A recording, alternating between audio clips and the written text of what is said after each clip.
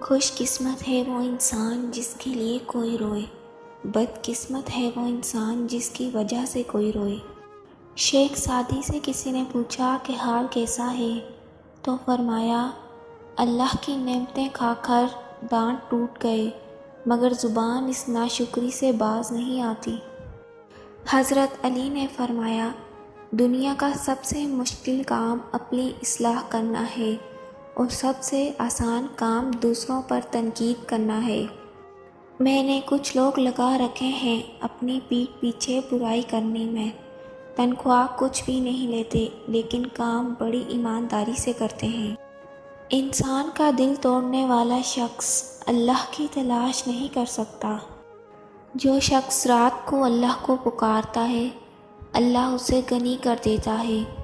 جو شخص اللہ کی اطاعت کرتا ہے، اللہ اسے برگزیدہ کر دیتا ہے۔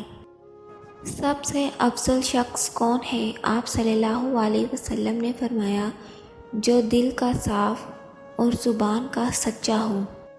جس زمین پر بارش نہ ہو وہاں کی فصلیں تباہ برباد ہو جاتی ہیں، ویسے ہی جس گھر میں دین کی تعلیم نہ ہو وہاں کی نسلیں برباد ہو جاتی ہیں۔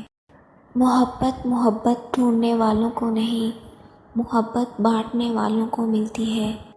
خدا ان محبت کرنے والوں کو ضرور ملاتا ہے جس میں یہ نشانی ہوتی ہے۔